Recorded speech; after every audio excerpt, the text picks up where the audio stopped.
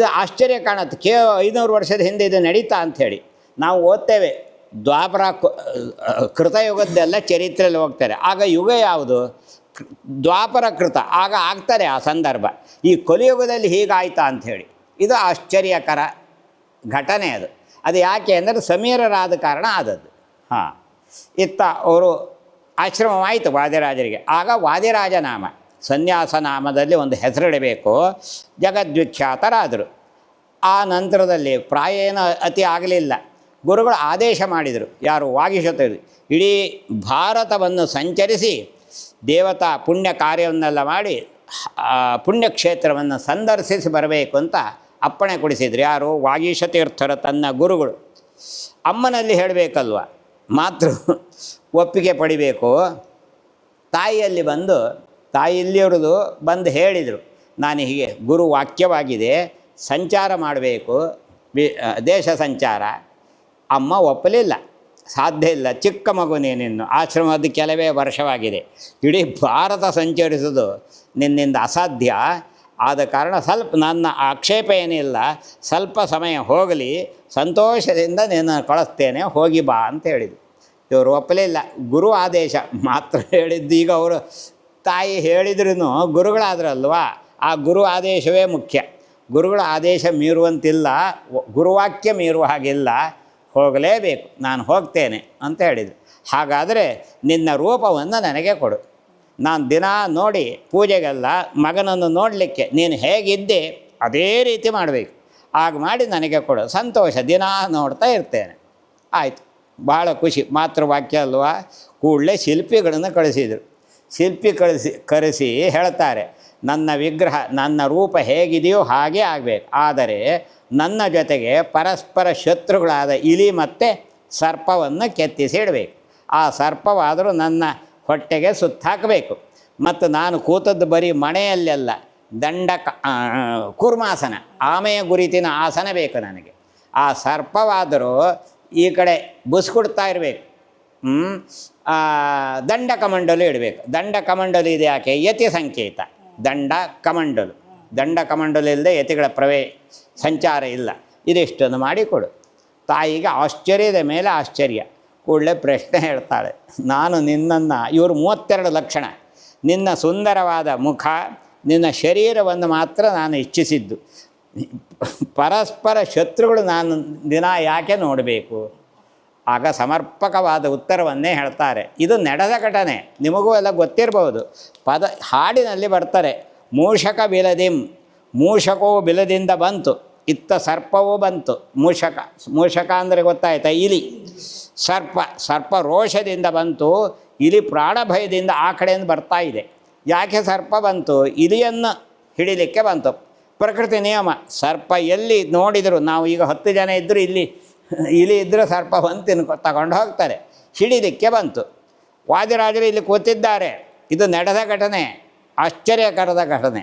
ಆ ಸರ್ಪ ವಾದಿರಾಜರ ಸಮೀಪದಲ್ಲಿ ಬರುವಾಗ ಸರ್ಪದ ರೋಷ ಅಡಗಿತು, ಇಲಿಯ ಪ್ರಾಣ ಉಳಿಯಿತು. ಇಲಿ ಮಣೆ ಅಡಿ ಬರಲಿಕ್ಕೆ ಬಂದದ್ದು. ವಾದಿರಾಜರದ್ದು ಮಣೆ ಅಡಿಯಲ್ಲಿ ಹೋದರೆ ನಾನು ಕ್ಷೇಮವಾಗಿ ಇರಬಹುದು ಅಂತ ಬಂದದ್ದು. ಗುರುಗಳ ಹತ್ತಿರ ಬರುವಾಗ ಇಲಿಯ ರೋಷ ಅಡಗಿತು, ಸರ್ಪದ ರೋಷ ಅಡಗಿತು, ಇಲಿಯ ಪ್ರಾಣ ಉಳಿಯಿತು. ಇದು ಬೇರೆ ಬೇರೆ ಚರಿತ್ರೆಯಲ್ಲೂ ಬರ್ತಾರೆ. ಎಲ್ಲಿ ಮಹಾತ್ಮರಿರ್ತಾರೋ, ಅತಿ ಮಹಾತ್ಮರಿರ್ತಾರೋ, ದೇವತಾ ಪುರುಷರಿರ್ತಾರೋ, ಆ ಕ್ಷಣದಲ್ಲಿ ಪ್ರಾಣಹಾನಿ ಆಗೋದಿಲ್ಲ. ಈಗ ಇಲ್ಲಿ ಅವರು ಮಹಾತ್ಮರಿದ್ದಾರೆ, ಯತಿಗಳು, ಈ ಕ್ಷಣದಲ್ಲಿ ಬಂದು ಇಲ್ಲಿ ತಿಂದು ಹೋಗೋದಿಲ್ಲ. ಆಚೆ ಹೋದ ಮೇಲೆ ಅದು ಪ್ರಕೃತಿ ನಿಯಮ, ಯಾವ ಮಹಾತ್ಮರಿದ್ದರೆ ಆಗಬೇಕು, ಆ ಕ್ಷಣದಲ್ಲಿ ಆಗೋದಿಲ್ಲ. ಇದು ನಡೆದ ಘಟನೆ, ಅತ್ಯಪೂರ್ವ ಘಟನೆ. ಅದನ್ನೇ ಚಿತ್ರಿಸಿದ್ದಾರೆ. ಅದು ಪದದಲ್ಲಿ ಬರ್ತಾರೆ, ಹಾಡಿನಲ್ಲಿ ತುಂಬ ಲೈನ್ ಇದೆ, 3-4 ಲೈನ್ ಬರ್ತಾರೆ. ಇದನ್ನು ಹೇಳಿದ್ದಾರೆ. ಇದು ಮತ್ತೊಂದು ಅತ್ಯಪೂರ್ವ ಘಟನೆ ಇದೆ. ಹಯಗ್ರೀವ ದೇವರು, ಹಯವದನ ದೇವರು ಭಕ್ಷಣೆ ಮಾಡಿದ್ದು, ಅದು ನೀವು ಫೋಟೋ ನೋಡಿದ್ದೀರಾ? ಅದು ನಂತರ ನಡೆದದ್ದು ಘಟನೆ. ಅದನ್ನೇ ಕೆತ್ತಿಸಿತ್ತಿದ್ರೇನೋ. ಇದು ಮೊದಲ ಘಟನೆ. ಇದು ಅತಿ ಅಪೂರ್ವ ಘಟನೆ. ಇಂತಹ ಘಟನೆ ನಡೆದೇ ಇಲ್ಲ. ಅದನ್ನು ಕೆತ್ತಿಸಿ ಕೊಟ್ಟರು ಅಮ್ಮನಿಗೆ. ಅದು ಆಯಿತು, ಸಮಾಧಾನ. ಆ ದಿನ ಏನು ಸರ್ಪ ಹೊಟ್ಟೆಗೆ ಸುತ್ತಾಕಲಿಲ್ಲ. ಸರ್ಪದ ರೋಷ ಅಡಿಗಿತು, ಹೋಯ್ತು ಆಚೆಗೆ. ಇಲ್ಲಿ ಮಣೆ ಅಡಿ ಉಂಟು. ಸರ್ಪ ಆಚೆ ಹೋದ್ರ ಮೇಲೆ ಮತ್ತೆ ಸ್ವಲ್ಪ ಹೊತ್ತಿಗೆ ಇಲ್ಲಿ ಹೋಯ್ತು ಬಿಡಿ. ಅದು ಹೊಟ್ಟೆ. ಆಗ ಹೇಳ್ತಾರೆ, ಮುಂದಿನ ಕಲ್ಪದಲ್ಲಿ ನಾನು ವಾಯುಪಟ್ಟಕ್ಕೆ ಅಂದೇ ಹೇಳಿದ್ದಾರೆ ಅಮ್ಮನಿಗೆ, ವಾಯುಪಟ್ಟಕ್ಕೆ ಬರ್ತೇನೆ. ವಾಯುಪಟ್ಟಕ್ಕೆ ಬಂದಾಗ ನಾನು ಆದಿಶೇಷನನ್ನು ಹೊರಬಲ್ಲೆ. ಆದಿಶೇಷನನ್ನು ಯಾರಿಗೆ ಹೊರಲಿಕ್ಕೆ ಸಾಧ್ಯ? ಹೊರೋದಂದ್ರೆ ಗೊತ್ತಾಯ್ತಾ? ಧರಿಸಲಿಕ್ಕೆ. ಯಾರಿಗೆ ಧರಿಸ್ಲಿಕ್ಕೆ ಸಾಧ್ಯ? ಹರಿವಾಯುಗಳು ಬಿಟ್ಟರೆ ಬೇರೆ ಯಾರಿಗೂ ಸಾಧ್ಯ ಇಲ್ಲ. ಈಗ ಅವರಲ್ಲ, ಈಗ ರುಜುದೇವತೆಗಳು ಮಾತ್ರ. ಮುಂದಿನ ಕಲ್ಪದಲ್ಲಿ ಆ ಆದಿಶೇಷನನ್ನು ಹೊರಬಲ್ಲೆ ಅಂತ ಸಂಕೇತದಿಂದ ಅಂದೇ ಅಮ್ಮನಿಗೆ ಸೂಚನೆ ಕೊಟ್ಟರು. ಇಂದಿಗೂ ಇದೆ, ಅದರಲ್ಲಿ ಹೊಟ್ಟೆಯಲ್ಲಿ ವಾದಿರಾಜರ ವಿಗ್ರಹದಲ್ಲೇ ಇದೆ, ಅದು ಹೊಟ್ಟೆಯಲ್ಲಿ ಆಯಿತು. ಇನ್ನು ದಂಡ ಕಮಂಡಲು ಅದನ್ನು ಕೆತ್ತಿಸಿದೆ. ಇವರು ಯತಿಗಳಲ್ವ, ಯತಿಗಳು ಎಲ್ಲಿಗೆ ಹೋಗಬೇಕಾದರೂ ದಂಡ ಮತ್ತು ಕಮಂಡಲವನ್ನು ಬಿಟ್ಟು ಹೋಗಲಿಕ್ಕಿಲ್ಲ, ದಂಡ ಕಮಂಡಲು ಹಿಡಿದು ಹೋಗಬೇಕು. ಅಧ್ಯಾತ್ಮ ವಿದ್ಯೋಪದೇಷ್ಟೇ ನಮೋ ವಾಚಿ ವಕ್ತ್ರಾಂಗ್ರಿ ಭಕ್ತಾಯ ತುಭ್ಯಂ ಗುರೋ. ಶ್ರೀವಾದಿರಾಜಾಯ ಶ್ರೀವಾದಿರಾಜಾಯ ಶ್ರೀವಾದಿರಾಜಾಯ ಪಾಹಿ ಪ್ರಭೋ. आपद्विनाशाय सम्पद्विताराय सन्तानदात्रे नमस्ते गुरो. श्रीवादिराजाय श्रीवादिराजाय श्रीवादिराजाय पाहि प्रभो. इष्टप्रदात्रेऽथ पोष्ट्रे महाकष्टजातस्य हर्त्रे नमस्ते गुरो. श्रीवादिराजाय श्रीवादिराजाय श्रीवादिराजाय पाहि प्रभो. वीरस्य देवस्य दिव्यं पदं भावे कल्टे किल प्राप्स्यसि त्वं गुरो. श्रीवादिराजाय श्रीवादिराजाय श्रीवादिराजाय पाहि प्रभो. पूर्वेश मुख्यारसप्पाभिवन्द्याङ्घ्रिपद्माय भूयो नमस्ते गुरो. श्रीवादिराजाय श्रीवादिराजाय श्रीवादिराजाय पाहि प्रभो. ऊर्जादिहीनेऽनुकम्पादिसात्पुण्यमूर्ते नमोऽनन्तकीर्ते गुरो. श्रीवादिराजाय श्रीवादिराजाय श्रीवादिराजाय पाहि प्रभो. ऋग्वेदमन्त्रेषु विख्यातमाहात्म्यपौराणविद्याश्रुवेद्य प्रभो. श्रीवादिराजाय श्रीवादिराजाय श्रीवादिराजाय पाहि प्रभो.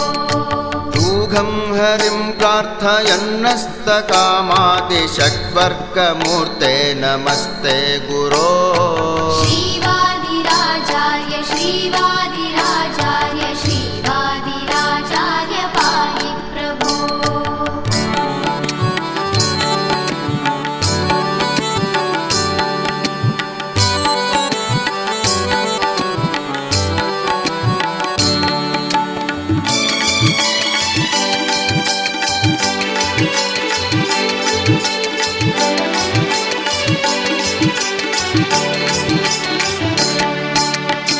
देव पूर्णत्वतो वाच्य वाचास्य पादाब्ज भृङ्ग प्रभो मे गुरो.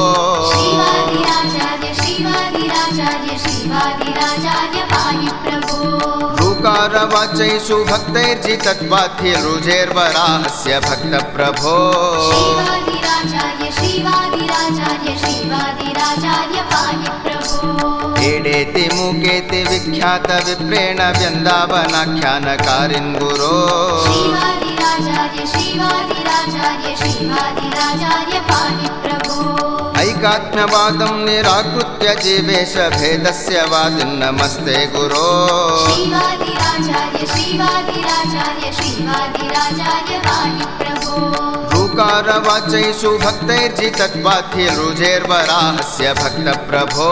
श्रीवादिराजाय श्रीवादिराजाय श्रीवादिराजाय पाहि प्रभो.